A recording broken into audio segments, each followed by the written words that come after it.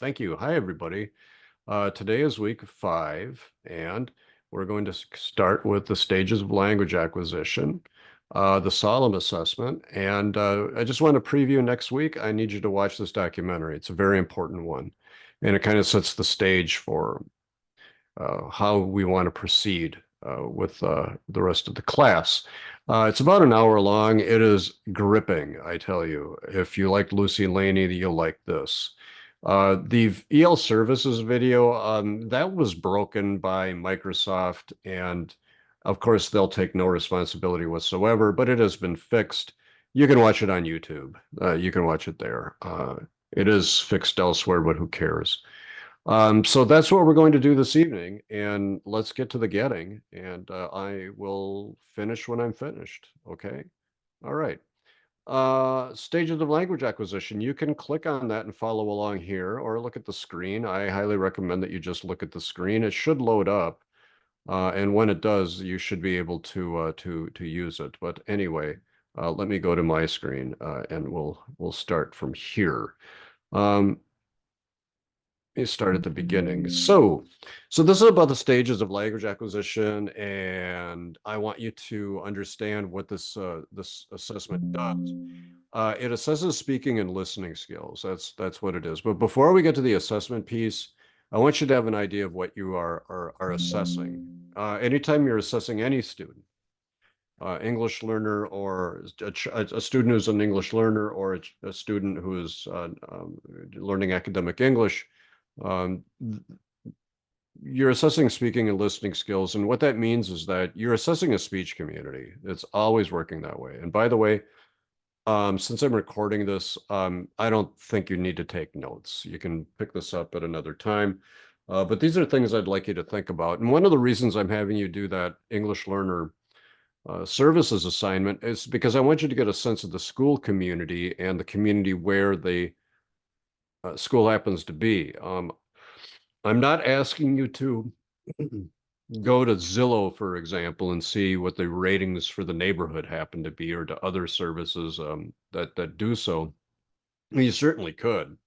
And you can even look at the family income. You could look at, I mean, the average and median family income. Remember, the average could give you, the average might tell you that it's $60,000 a year, but the median, the middle number might be somewhere around 22, because maybe one person or several people are making a big income, which skews everything. So um, let me not get too tangential. What I'm saying is that you could look at that. And within a speech community, children acquire basically 5 components of language. And this is what they acquire in their speech community. They acquire the sounds of the language. And the sounds of the language are going to equate to the accent that everyone carries. There might be a Southern drawl is what sometimes it's referred to, where the vowels are very stretched out, like my dog died or something like that. It's just a Southern speech pattern. Morphology. This can vary in speech communities. This is how words are constructed using syllables and syllables that turn into meaningful chunks of words, like in a word like denationalization. The root is nation. Nation becomes national. National becomes a verb, nationalize. And then a noun again, uh, nationalization. And so every one of those suffixes, A-T-I-O-N, I-Z-E-A-L, and the root are all part of morphology and how words are constructed. And that varies from community to community. And oftentimes the phonology and then the accent that we hear, the sounds of the language,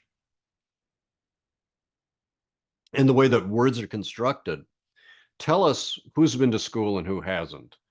And that has an impact on perception of a community. And that can either be positive or it can be negative. And syntax is all about the grammar of a language and the word order that is used in a language.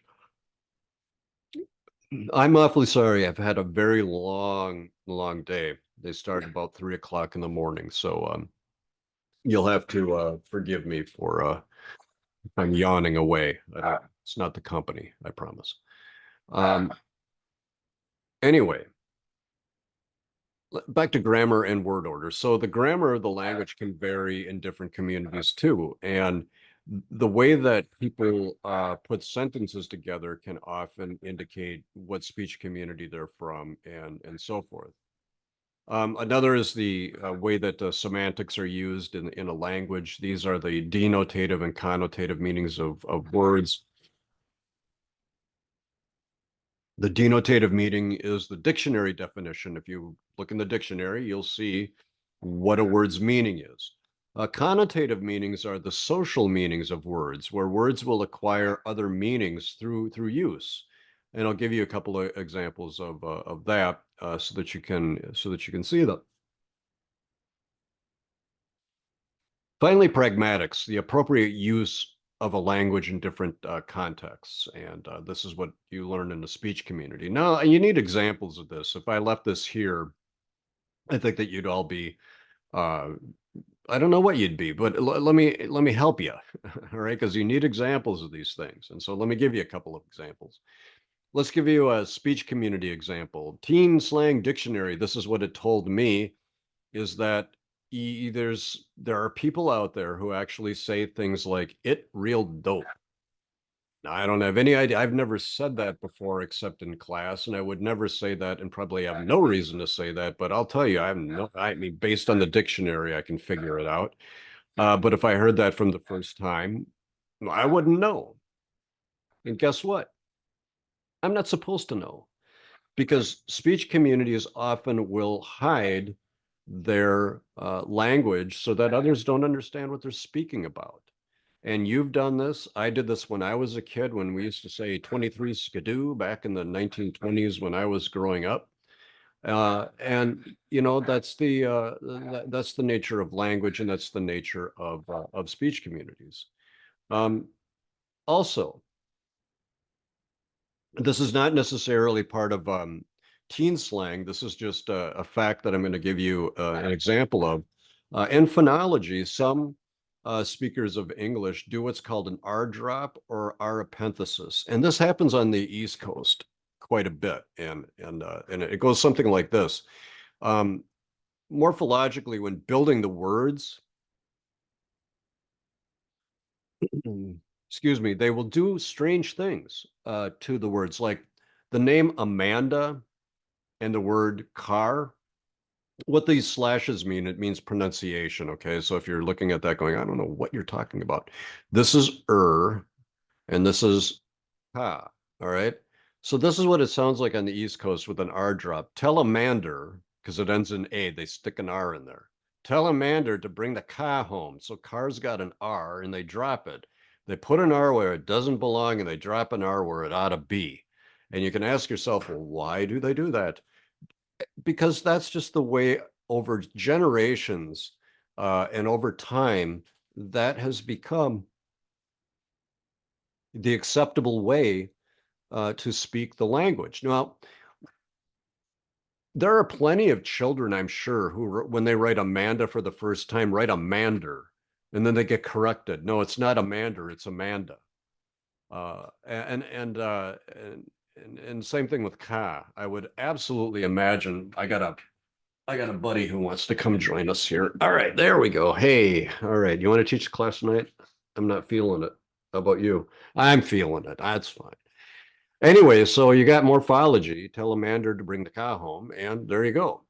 This tells us if who's from New York and who is not from New York.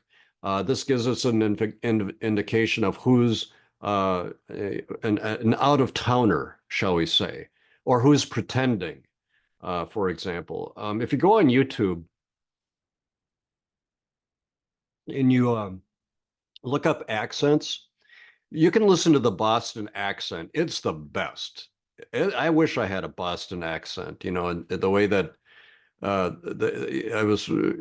they say things like the movie Oppenheimer, and it's just great. I mean, it's the greatest accent I've ever heard. But there are regional variations and everything else, but I digress. Let me get to syntax now. Syntax will often tell us who's a member of what speech community. But you got to really be careful, especially when you're on the phone listening to someone speak.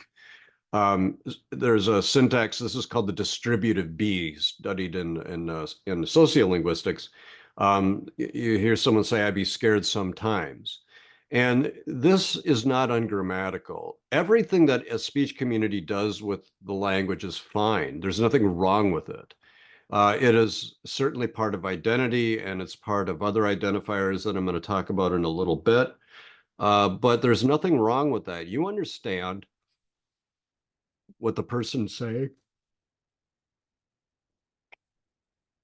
but you're also getting more than just what the person said. You're getting something about the person's identity that's being projected. Um, and this is found in the African American community. This is something that has been part of the community for quite a long time. Now, it's not ungrammatical because it's actually more grammatical than saying something like, sometimes I am scared. And I'm going to tell you why. Because what's being dropped here is what we call an auxiliary. I could be scared sometimes. I might be scared sometimes. I would be scared sometimes. Uh, no one would say this anymore. I shall be scared sometime. That you should use that. I think we should bring back shall.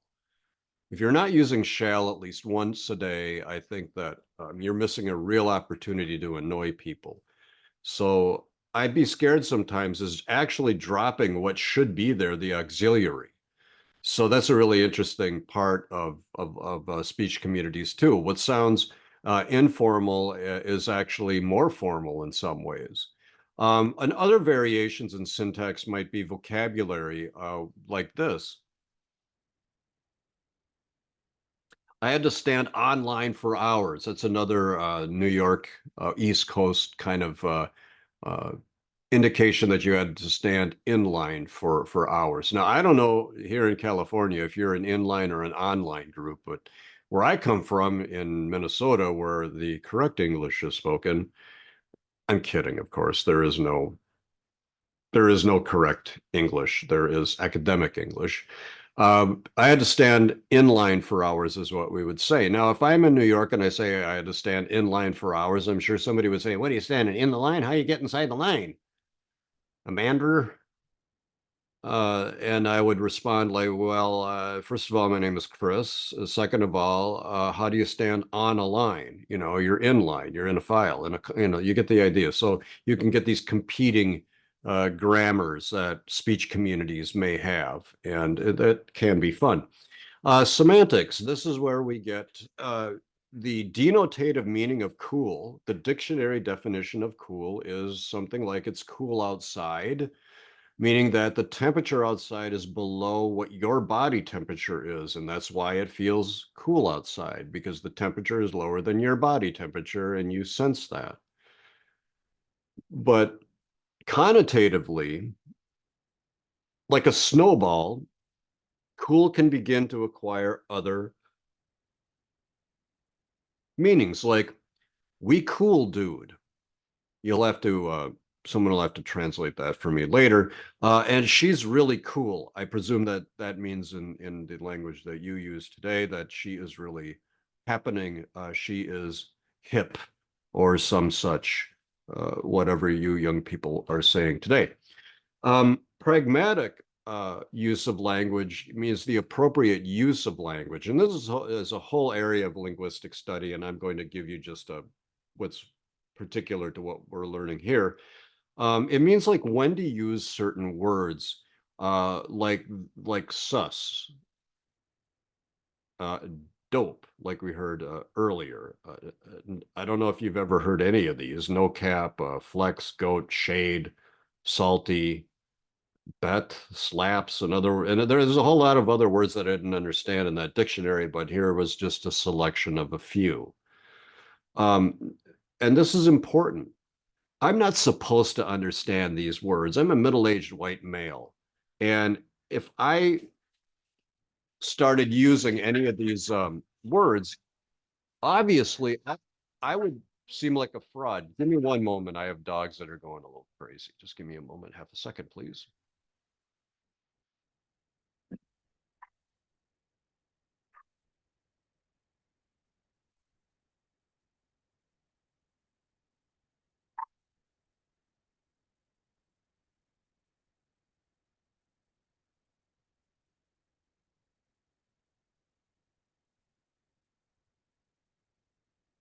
Oh, my apologies, everybody.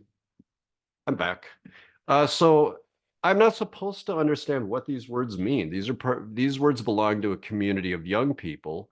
And if I, tried to enter into that community, I would be, a suspect, right? This is not my speech community.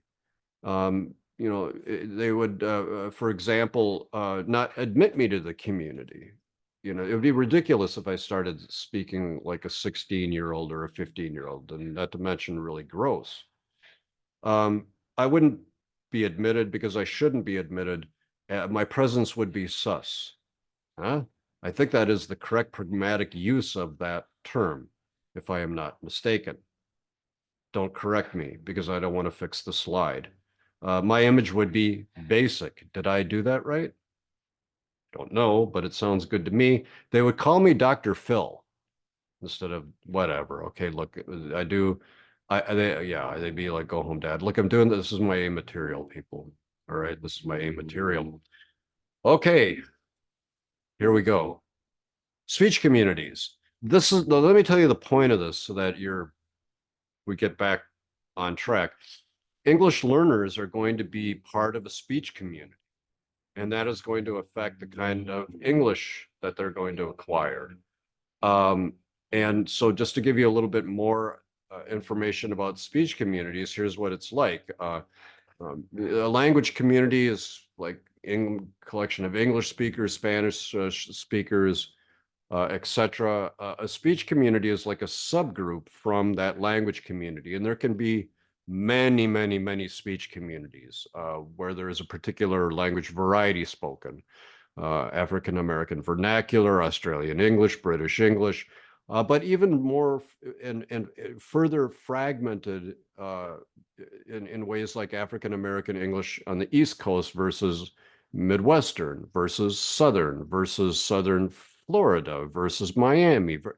It is very granular and becomes more and more particular to even smaller and smaller communities. So that's what happens with speech communities. They tend to um, become more and more fragmented the farther we drill down. You can also then think about a discourse community. This is where people are going to be using language for a particular purpose or use. For example, we are a discourse community. There are various members from different speech communities who are here. There are 20 of us. There's supposed to be 26. I'm worried about where the other six are. Where did they go? Hope they're okay. Um, and so we all come from different speech communities to be here in a discourse community that forms EDUC 170 in this particular section, because there are other sections that are being taught with different speech communities together. But we have a general agreement, and that is that I will be using formal English, and so will you. People will, when they speak, try to be more precise in their language. I try to speak more slowly. I try to better articulate my words so that you can understand them. I don't come in with a bunch of swears. I don't come in with very casual grammar and so forth. It's a discipline, it's an academic discipline, and part of what's the pragmatic expectation is that I will use formal language. Now, you'll have to excuse the hat. I didn't do my hair today. So if you're saying, well, you're a little too informal that way, well, what am I supposed to do? Call my hairdresser. From discourse communities can also be like the group of doctors or surgeons or dentists or x-ray technicians or welders or dock workers, or the list goes on and on and on, where People may speak a variety of English, let's say African American vernacular English, and they also may be in medicine or in law. And those members of that community are basically bilingual in a sense. They can move through an academic community back to a home community and so forth. And by the way, I also want to make sure that none of this is attached to color. None of this is attached to color. If you just have to be born into and grow up in that community, and African American vernacular English can be spoken by white children in the community, Spanish speaking bilingual children in the community. It's not attached to one group, but the dominant group, of course, that will speak that language when you call it African American English or Black English will be Black people. But again, this is not attached to color. That's an important thing. This full local discourse community is your most particular community that typically begins with your family. And in your family, you have a language that you probably don't share outside of your family. There are nicknames, for example, and other words that you use that are only particular to your family. If you happen to be in a relationship of some kind that is intimate, there's even intimate discourse that exists between you and you and your partner, for example, that will not be shared with others. And I don't need to go any farther than that. You get the idea. And so when an English learner it comes into contact, from immigration, if they're young enough, if they're about 5 years old, and they enter into a discourse community, they're going to acquire the language like a native speaker because their vocabulary is not that extensive yet. I know that 5-year-olds can speak rather well, but their language is not their vocabulary is not as extensive, most likely, than that of a 15-year-old. When a 15-year-old enters in the discourse community, 15-year-old English learner who's at the beginning stages, they likely will wind up with an accent, and two, they've got a fairly long way to go. They're going to have to acquire a lot of English to catch up with everybody else, and that's not saying it can't be done, but what it does say is that it will take time. Um, Now, here's another point I want to make.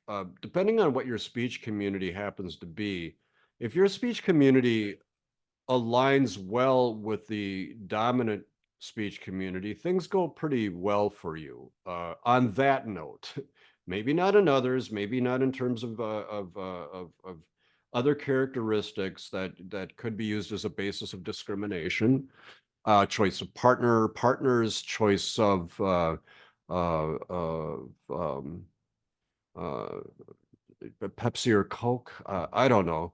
But certainly within the academic language community, if your language is close to the academic language community, you get an easier pass because you've already been prepared for that language community and you can enter in and enter out more easily than someone, let's say, who is in Lucy Laney, for example. There's nothing wrong with the way that the speech community in Lucy Laney uses English. It just happens that it is not well aligned with the dominant community's uh, use of language. But what that means is that there's nothing in the Lucy Laney community that can't be understood and expressed in the English variety that's spoken there. The problem is that the dominant language community looks down upon and tests and ensures that we point out that the speech community here has a different variety of English, rather than what you saw the principal trying to do, which was to invite children into uh, the uh, the academic community. So I want to just talk about myself for a moment. My speech was very much working class English when I was growing up. And I've said this before, I said things like it costed me $5. and other things that I won't bore you with. That does not translate very well to academic language communities because according to this group, it's wrong. According to this group, it's identity, and it's right. And in fact, when I go home now and I speak as I'm speaking to you, sometimes they're wondering, who are you pretending to be?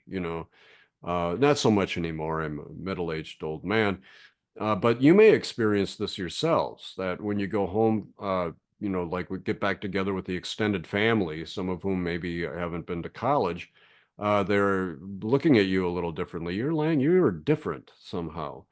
Um, and that can happen. Uh, but one thing that I want to stress again, and I'll do it again and again and again, however long it's necessary, is that you are, by going to college, acquiring a vocabulary and a grammar and a whole lot of other things that you're going to pass on to your children. If you were already born into a family that has BAs or MAs or PhDs, you have a lot of this given to you already. And is it fair to the rest of us? No. But what is? It doesn't mean that that wealthier or more educated communities have more love or more attention or more of anything, but it does mean that there is a free ride with the language. But you are preparing yourselves and passing on to your children a richer linguistic environment and structures of language that will allow your children to pass into this community much easier, and you'll be able to help them. My parents couldn't help me. They didn't. My father had an eighth grade education. My mother had like secretarial school that she did finish. And her English was it doesn't matter. Let me just get back to what I was saying. It depends on how well aligned your language communities are. Now, there are other language communities that don't want to overlap, that want to be kept apart and stay apart from the dominant community. And, there are communities like the Amish community, for example, in Pennsylvania, for example. They want to maintain their own customs, their own language, a Germanic variety of Amish language, and so forth. It's a legitimate speech community that only wants to uh, deal with the dominant English community when it has to. Same thing with the Hasidic Jewish community in many parts of the East Coast. They maintain their own language and customs and will interact with the dominant community when they have to. But most of the time they're insulated. That's what that means. Insular speech community means an insulated community that's set apart from the dominant community. This also happens with other communities. Just think of let's travel over to a neighborhood where there is a gang that controls most of the commerce and the comings and goings of people, and their variety of English is very insular because they don't want outsiders to understand what they're saying because this is an insular community. This means that we call this accommodation away from a community, where when you have insular speech communities like Hasidics, Jews, Amish community members, or other members of organized crime, uh, they accommodate away from the speech community. They don't want to be part of it. They're insular. Now, there are people who can travel between both and so forth. So it's like you get a passport when you are able to enter into different language communities. Sometimes the language communities will grant you special access to that community, where you maintain your identity from this community and you are a member of the team. That happens a lot in academia. But it doesn't happen a lot, I don't think, in Wall Street or other places. Now, here's where we get to the English learner. An English learner, boom, plopped here, is going to be part of a language community that is not English because they're learning English. And they may be in an insular speech community or have contact with an insular speech community, and they're trying to get into the academic language community. And you can see that it can get very complicated for somebody who happens to be maybe an English learner who finds themselves in North Minneapolis attending Lucy Laney. Because not only do they have one challenge, which is to learn English, now they're also in a community where they're going to have to learn how to negotiate that language community and the academic language community. But as I said, fair. If you want fair, go to the county fair, buy a ticket, ride the Ferris wheel. It's just that just happens to be the way life is. Although what we're trying to do in this class is to build empathy and to build knowledge and understanding so that we can help children enter into this community by invitation and multiple invitation, not by punishment. Here's a test. Oh, you don't speak the same. Your language variety isn't the same. It's bad. Go memorize stuff. Come back when you're ready. It's that's not the way we're trying to do things around here, you see. Um, so this English learner is going to face age as a big factor, and we'll talk about that when we talk about the critical period. Younger learners tend to acquire the English in a more complete way. They will sound like native speakers of the language. They will understand the idioms of that community and expressions of that community, etc. The older a child is, the more challenging it becomes. Academic background is an important one. If an English learner has been to school and is, let's say, 13 years old and is entering in the classroom with other 13-year-olds, if the academic content is at the same level, that's very good because now you're not trying to learn English and academic content at the same time. However, we have plenty of children who show up and to California classrooms where they're several years behind their peers. And the question is, how do we get those children to catch up? They've been in situations maybe where there has been economic distress, having to begin working earlier than anyone else, being part of remote rural communities, war-torn countries that have been at war for years. So there's a whole lot of stuff that can disrupt one's academic background. And we'll learn about different bilingual programs for such children. The parents' professional background can have a big impact on this English learner's transition here. And if they're a member of an insular speech community, for example, all of this stuff can play a role: ethnicity, home country, etc. Whether or not voluntary migration or involuntary migration happened. There are plenty of children from Afghanistan who are having a difficult time transitioning into, uh, the California school system.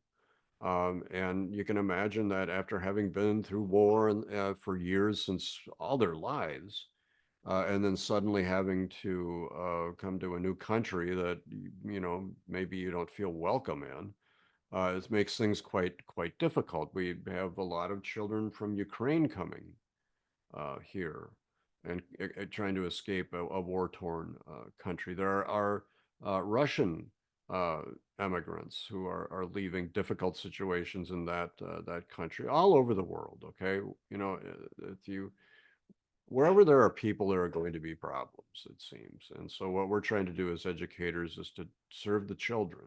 That's what we're here for. Um, anyway, I want to move on and just summarize this. So you have an English learner who um, is going to adopt the language of the community where they find themselves. Oftentimes, if you have professional parents and they're two young children, they're going to wind up in a neighborhood where there are other professionals right there with them. If it's a medical professional or somebody in a legal profession, their neighborhood tends to be populated by people who have a college degree or more. And of course, the children are going to be speaking their own version of teen speak, because that's what teenagers do. But they're going to be immersed in a language community and supporting one another with that kind of grammar and vocabulary that's valued by the dominant academic language community. Not so if you have a child who is in a working class or in a Lucy Laney type of environment. Another thing that really affects in English learners' acquisition of languages, if there are few speakers of that home language in that community,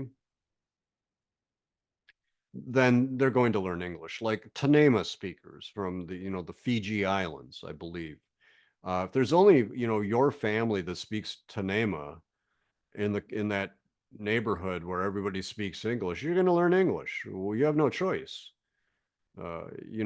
Children learn English as a passport to playing with other children. That's where they learn most of their English. They don't learn it from you, they learn it from other children. And that's why we want to do a lot of social interaction and things like that. However, if you have a lot of native speakers of the first language, then it's going to mean that English is going to be adopted more slowly. I want to make sure that you understand that we do a really good job in California of teaching um, children English whose first language is not English. And it's because if you think of a bathtub that's full of water, as fast as there are children who are exiting from the pool and are considered, you know, advanced or native proficient English learners or fluent English proficient, we'll learn about that a little later, there are a lot of children who are entering that pool who are at the beginning stages. So it always looks like we're getting nowhere, but we are getting somewhere. It's a perpetual pool of people who are going through schools just like generations after generations have done. And so don't let people discourage you or say things like, well, you see, the same number of children who are learning English are the same ones that were there last year. Man, well, yeah, because we got a whole new influx of children coming in. And that's why I wanted you to look at that those numbers in the EL services assignment. If you look at a school or look at a district and you see from kindergarten that how many English learners are there and how many children are going through, you can see that almost in action. Now that doesn't account for dropouts and children to move away. But rarely do we ask children who dropped out why they dropped out. They may have moved or they may have other reasons for doing so. But anyway, let me move on. We'll also learn about some really important court cases that have been landmark cases. In San Francisco, for example, was a very early case of a lawsuit brought by Chinese families on behalf of their children because their children weren't learning anything, nothing, sitting in English classrooms drawing while they're in fifth grade and the other children are actually learning something. Florida, we'll learn about the push for among wealthy families from Cuba who wanted their children taught in Spanish because number one, they spoke Spanish, and number two, because they thought they were going to go home. Well, that's another story. And there are stories from Texas and cases where it was um, families that wanted to have first language classes for their children. And all the Republican Cubans in Florida were one of the most influential groups to demand bilingual education. So we'll learn a little bit of that history. Okay. Where I'm going to go next is to the SOLEM, which stands for the Student Oral Language Observation Matrix. And it is something that I want you to apply to your English learner. And we'll talk about how to do that in a little bit. I just want to give you a quick tour of what that looks like. You can open up that link after um, I'm done talking at you because you have a Word version of this so that you can actually do something with it. Now, these instructions right here, um, you don't have to follow them. You can give this rubric assessment. I'm going to scroll to it right now. Um, anytime you want, and that by anytime you want, what I mean by anytime you want is pretty much what I just said, anytime you want.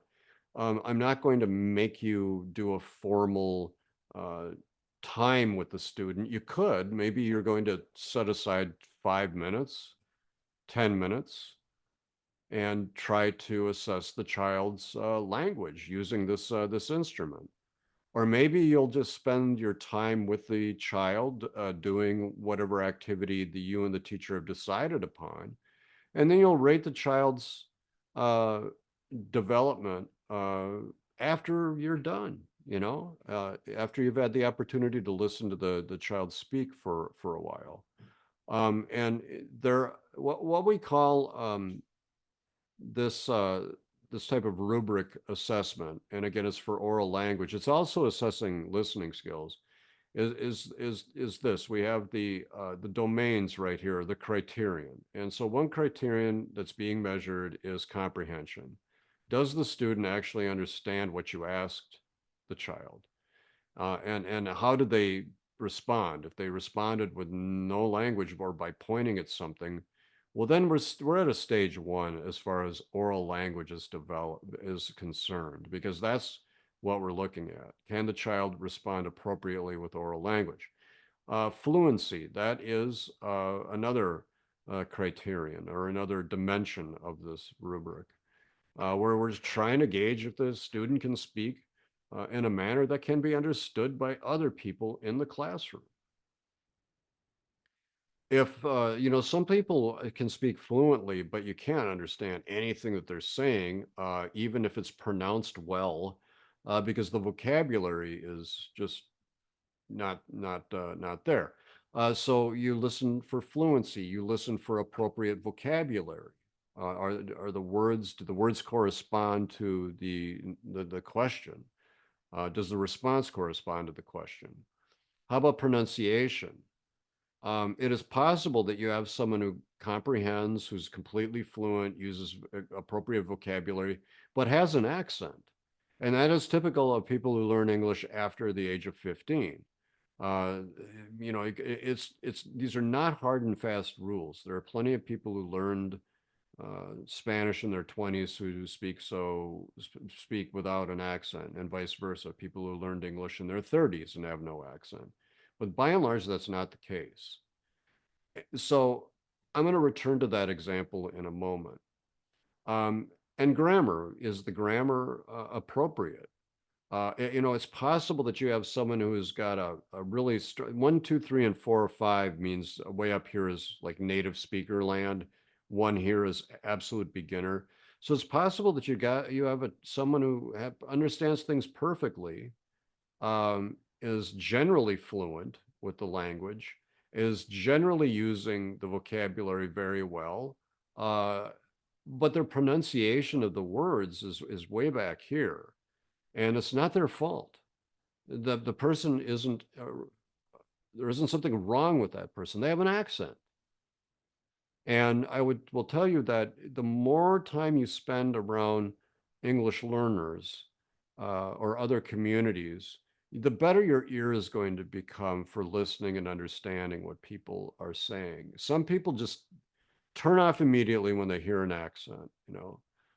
If you had to learn English as a second, third, or foreign language, you probably have encountered this when you were learning English.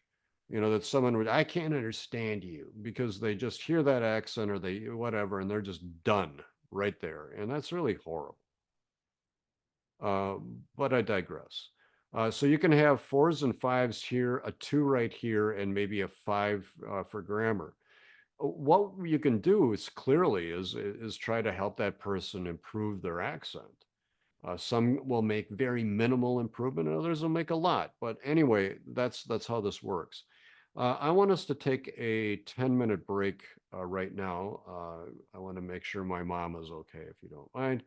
And I would have us come back let's say 5:35. Okay, let's be back at 5:35, and then I'll go over the rest of this. Okay. All right. Thank you. Recording. Okay. All right. Hi, it's me. I'm back, and now we are working on this, the student oral language observation matrix. Please remember, do this informally. You can sit down with the child for 5 or 10 minutes and do an activity and then rate the student as you go along, do it after, do it from memory. You're going to do it twice, an initial one to see where the child is, and then one at the end to see if there's been any kind of improvement. And again, this is supposed to be a fun experience, so please do so. Have fun is what I am saying. All right. Now, in looking at this rubric, these are the dimensions again: comprehension, fluency, vocabulary, pronunciation, and grammar. Here's the easiest way to do to score anyone on a rubric, be it writing or performing or speaking or listening. Start with this column right here. Start with a level 3. And the reason I suggest that, it's because your learner is either going to be at a 3, which is not a 4 or a 5, or not a 2, not a 1, but right in the middle. And here's what it says for fluency, for example: understands most of what is said at a slower than normal speed with repetitions. Excuse me, that's comprehension. So that's what a 3 is: most, not all, but most. Slower than normal with accommodations, maybe even repetitions. Um, Next is fluency. So this again is a level 3 right here. All right, maybe I should color that column. Put some caution tape around it if I can. Let's see if I can. What does this do? Change the colors. Let's see what that does. Nothing. Fantastic. Well, fluency. The child's speech and everyday conversation discussion frequently disrupted by the student's search for the correct manner of expression. So not quite there yet. In terms of fluency. Getting better, but not quite there. Vocabulary. The student frequently uses wrong words in conversation and is due to a limited or inadequate vocabulary. Pronunciation. The pronunciation, well, the problems necessitate concentration on the part of the listener and may be very difficult to understand what the person is saying due to pronunciation mistakes. And they're not really mistakes, it's pronunciation development. Grammar makes frequent errors of grammar and word order that occasionally obscure meaning. And again, you can have someone who's really understands perfectly, is quite fluent, has a good vocabulary and pronunciation that needs a lot of work, and maybe the grammar happens to be good. Hmm. Well, my friends, if you listen to your student and your student isn't at a level 3, then you have to decide, are they a level 2 or a level 1? Well, look, a level 1 means that they have no comprehension, fluency, vocabulary, or pronunciation or grammar abilities at all. There's nothing there. This is a level 1, absolute beginner. So if you have a child who's speaking, they're going to be maybe a level 3. Now, a level 2 would mean that this person can understand maybe 1 and 2 word questions, yes, no questions. What's your name? Can tell you the name, tell you very, very basic things, but is not able to speak with, or comprehend with any uh, cognitive demands that more complicated speech would require. The fluency, very hesitant, a lot of silences, a lot of very basic things are said, vocabulary and misuse of words, very hard to understand. Grammar is very much developing. So 3 is like, you know, under, the child can be understood, but it takes a lot. Still takes more support than a child in a mainstream classroom would need. Uh, a four is a child who's relatively fluent and relatively good at comprehension. Maybe needs the occasional repetition. It's pretty good, but maybe their English is almost like formulaic, meaning that they're speaking as if they learned it from ESL class or from a book. They don't own the language yet. And a 5 means that you have someone who's going to get as good as they're going to get, and they are near native proficient or maybe even native proficient. Okay, so always start with the level 3. So what I need to give you now, my friends, are examples of each one of these cases, which is what I'm going to do right now. Let's do that. I want you to follow along as I present a number of learners for your information who show us what each one of these levels looks like. And you can, in fact, access these examples in the presentation. And let's hope that this actually loads up, and it looks like it did. I don't know for how much longer. Well, it changed over to the screen. Well, good. Okay, so this is the new and improved. Who cares?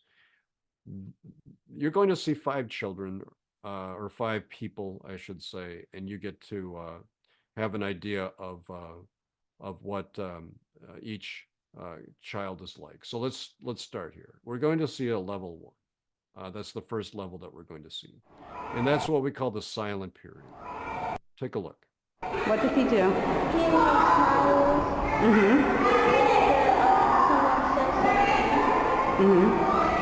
And what else does he do? Does he ever say anything at all? No? Last time I watched, He was laughing one day, but he never says words? No? Okay. Do you think maybe he might be able to tell us his name? Maybe, right? We'll ask him. Can you tell us what your name is? Friends, this is a level 1 a stage of development where in this case, he has his official translator right here, this young person right here. And he, the English learner, who's at the beginning stages of acquiring English, is able to smile and nod. That's about it. Now, maybe if we had him pointing and indicating, can you show me a dog? Can you show me a cat? The child could point at pictures and give you an idea. And maybe he can do more than what you're hearing, but it's just too much of a public environment and he doesn't want, well, whatever. For whatever reason, we're not even getting what is your name. And so for this person here, we would say that he is a level 1. And that is what this definition is. It says that the student may, the silent period can last for up to 6 months. The child is not speaking the language, but absorbing the language and may be able to point to demonstrate comprehension, but is not able to speak and respond to questions because their English is just not there yet. Now, this is an example of a child who's a level 2. And so try to keep these in your mind as clearly as you can. Because I want you to refer to them when you're working with your student. Was your student like this little person right here? Or was your student more like this level 2 that we're going to see right now? Can you tell me your name? Natalia. Okay. Can you tell me how old you are? You're 12 years old? Yeah. Okay. Can you tell me what you like to do for fun? No? You're not sure? English. No English? English. You like to speak English Yes. for fun? Yes. Oh, okay. Are you practicing? Yes. So you can learn and you can understand? Very nice. So I'm going to pause it there because, she's able to answer the basic question, what's your name? She can answer, how old are you? She had a question about what do you like to do for fun? And then she said English.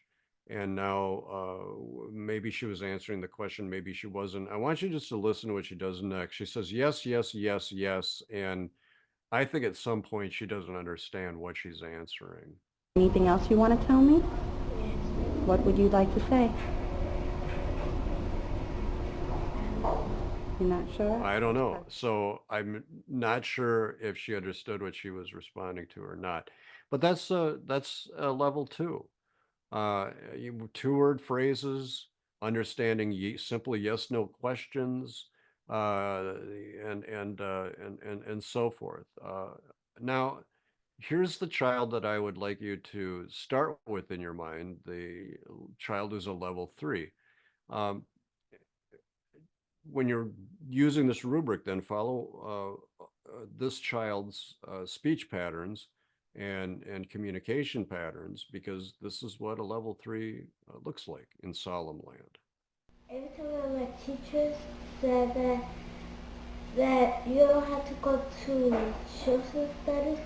She's saying not static issues, social studies. I think there's got to be a way to correct that, but I'll be darned if I know what it is. So let's take it from social studies. Social studies. It's okay. Social studies. Math because you cannot get out of it. You just have to go in the learning centers. And I went there. They have a notebook. They have everything that you want. You can write by your teacher. But So that child is a cardinal example of a child who's at a level three. The child is using simple dialogues and so forth, but there are challenges that the child has. I mean, if we just look at that rubric together once again, you'll see that that it appears that the child is quite able to. What's going on here? I'm not sure. Oh, it's right here. Sorry, excuse me. So understood most of what is said at a slower than normal speed. So the listener, you could understand what she was saying more based on the context than on what she was saying. Certainly her speech was frequently disrupted by the search for correct manner of expression, frequently using wrong words because of a limited vocabulary. There were pronunciation issues, and there were frequent errors in grammar and so forth. But she was certainly not a two. She was certainly at a higher level than the child who was at a level two, and she's not in the silent period. Uh, and so we can see uh, that she's a level three. um, let's see what a level four is like. Now, a child who's at a level four can speak with a high degree of fluency, but what I want you to pay attention to when listening to this student is that her language is extremely formulaic.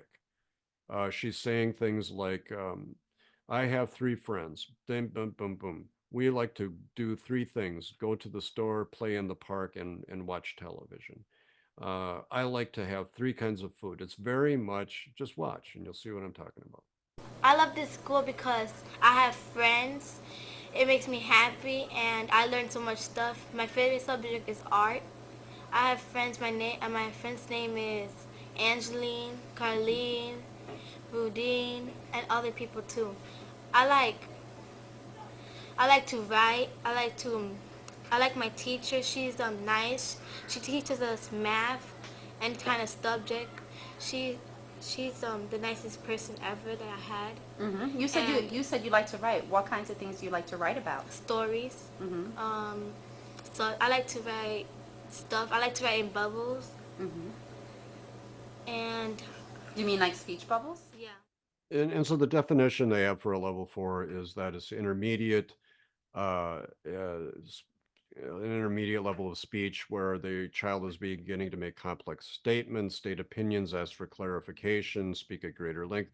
But it's very formulaic. Uh, it's almost as if the child is responding to a fill in the blank. You know, my name is blank. I live at blank. I like to blank, and so that it's not, the child doesn't own the language yet. Uh, Moreover, if the child is given more complicated scenarios to respond to, the child, if they don't have that formula for it, they might not be able to understand it, and they might not be able to respond appropriately. So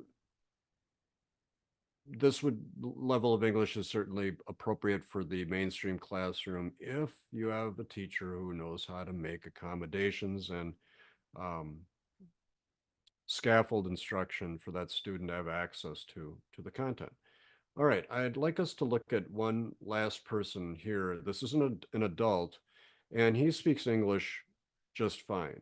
But I want you to listen carefully. He speaks English with sometimes you can hear a Spanish accent break through, and you can hear a New York or East Coast accent break through.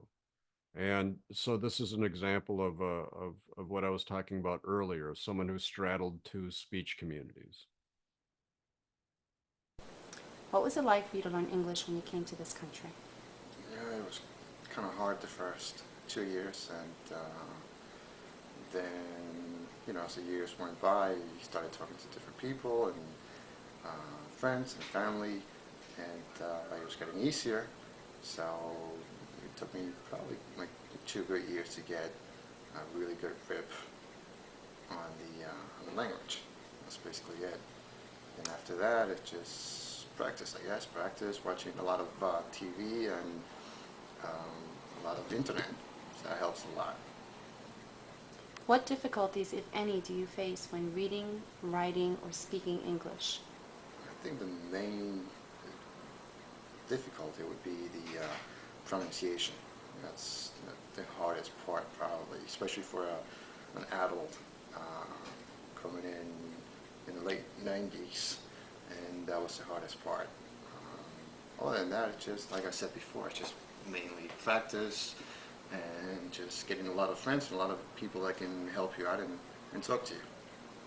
I want to just back up to where he is saying the word easier. I'd like to focus on that. 2 years, and then, as the years went by, you started talking to different people and friends and family, and it was getting easier. If you listen to the way he says easier, that is a classic Spanish pronunciation of a devoicing of an S at the end of a word. So he still has some non-native pronunciations in there that don't affect anything. You can just tell that he's from out of town. That's all it tells us. If I move this along, you'll hear where he's got expressions down very well. So I'll pick it up from right here. I want you to hear a couple of other things that he says. Like 2 good years to get a really good grip on the language. To get a really good grip on the language, that's, he's got idiomatic expressions down that are appropriately used in English. So this person is clearly, at a level 5. I want you to hear some more of what he says. Practice, I guess. Practice, watching a lot of TV and a lot of internet. So that helps a lot. Now that pronunciation I have on the internet, it helps a lot. That's very East Coast. What difficulties, if any, do you face when reading, writing, or speaking English? I think the main difficulty would be the pronunciation. That's the hardest part. That right there, the hardest part. Yeah, very, very, very East Coast.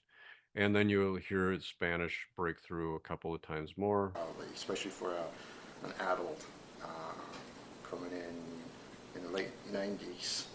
And hear the way he's saying late 90s. Anyway, so there you go. Those are the levels that you need to look at and to understand. Now, I want to point out a couple of more examples for you, and I'll do that right now. Let me get back to my slides. Here are another few examples of children who are at different stages of language development. So again, that one girl who says when she said social studies and had to correct herself, that child is clearly a level 3. You can ignore these things here about pay attention to this Hi, rubric. I am Joseph. I am. But this child is the interviewer. I want you to pay attention to the interviewee. He is clearly a level 2. He's more advanced than the child that was only giving yes, no answers. But he is a level two because it would be easy for him to get buried in English in a mainstream classroom. He's not ready there to be there yet, even with a lot of support. He would need what we call a sheltered English instruction. More on that at another time. I am here with Junior. Hello, Junior. How are you today? Fine, thanks. Junior, can I ask you some questions? Okay. Junior, what is your short goal? I want to learn English, so to the past DEFCAT. What is your long range goal? I want to be an astronomy. Junior, what is your favorite hobbies? Um, Practice skateboard, watch TV, listen music. If you could choose one word to describe yourself, what would the word be? Um, Good. I would not I am Joseph rate reporting for WLTV. I would not rate his English at a level 3 because he's not fluent enough yet. Uh, I'm going to give you an example of a child who's a solid level 3, who's getting better at English but still needs support, but would be that child who's right in the middle, a little more advanced than the other child we saw. Hello, I'm Wendy. Today I'm here with Dalila and we're going to talk about racism. Dalila, what does racism mean to you? Racism is when somebody treat another person for their color, race, or religion. Okay, and are you racist? No, I don't like to judge others person. Have you ever been a victim of racism? Yes, sometimes when I go to the store, they don't understand how I speak English, and they treat me really bad. What do you want to say to racist people? Mm, they have to think how treat others persons. So in this example, she is clearly more advanced than this student right here, Junior. Junior can say some things, but you know his English would break down pretty quickly. I'd say this child is about a level 4, beginning level 4, but she is clearly a level 3. I want to give you an example of another young person here. She's the interviewer, and she's going to be interviewing this young person here. He's a level 4. Some people would argue that he's a level 5, but I don't think that he um, has sufficient vocabulary yet where he wouldn't need support in the classroom. Probably not for very long, but he would need support. So let's pick it up from right here. Hi, my name is Joanna Rodriguez. I'm here with Antonio Angora, and I'm going to ask him some questions. Hi, Antonio. How you doing today? Fine, and you? We're going to talk about his country. His country is Cuba. Can I ask some questions about Cuba? Yeah, of course.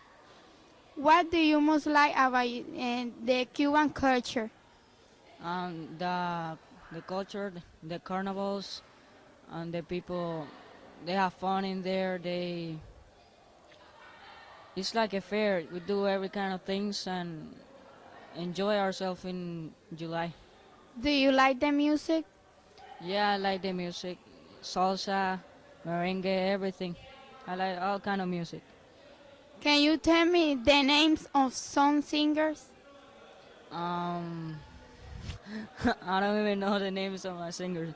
Um, I don't know them. Can you tell me something important like in history about Cuba? Yeah, that Jose Marti, he write a book about the golden age. There he tell the kids, he writes poetry, poems, story tales, and to he write that for the kids to educate themselves. Who was Jose Marti? Jose Marti was the national hero of Cuba Why did he was the national leader of Cuba? because he made Cuba be free and help other countries to. I want to point out one thing that the interviewer says right here. The national leader of Cuba. Let me try that again. Why did he was the Why did he was?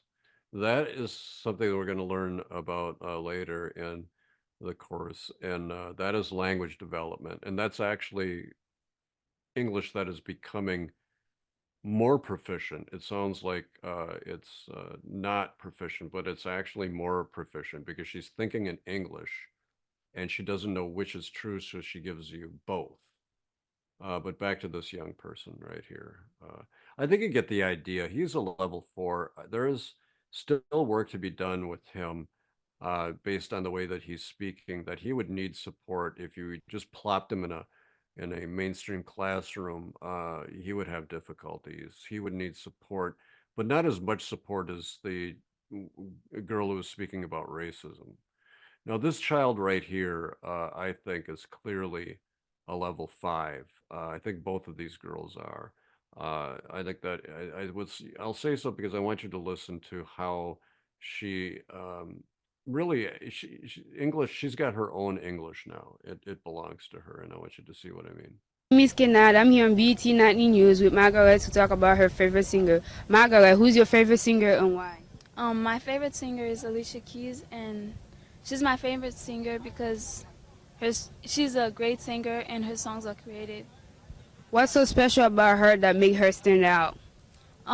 What's special about her is everything she does is like different from everybody else. In her songs, many things she talk about is happening in the real world, and maybe many people can relate to what she talks about. What do you like the most about her? What I like about her, I definitely like her style. It's unique, and I like the way she approaches people, and she's a natural born singer. So, I guess we're done for this. So both of those children, I think, were level 5 in their proficiency. And the other thing I would say is that what you can tell that she's from out of town and that she's still using the the phonology, the sounds of the language that is from her native language. I would imagine. I think she's Haitian, if I had to guess. I think all these children were in Miami, um, and that is just just like this young person here. You could tell that he was speaking English with a Spanish accent, but that's a Cuban accent. And so he's going to have that accent with him because that is the community that he happens to be in. Um, that's what I have for you really tonight. And just to sum up, the point of tonight's little excursion was to make sure that you have some examples of children so that when you give the solemn, you can rate your student appropriately. And there is only evidence that you can collect. There's no way that you can say that child is absolutely a 2 or absolutely a 4 or absolutely a 3. It's just that you collect enough evidence to make a case for it. And all you got to do is really just circle the items on that the Word document and or highlight them, whatever's going to work for you. And that will be good. So next week, what I would like you to do is to make sure that you watch Fear and Learning, and I meant giving you time to do so. So do that tonight. Why don't you just get it out of the way tonight? And if you haven't finished the EL services video, please do so. And the activity, please do so tonight. You have time now to do those things. Questions going once, my friends?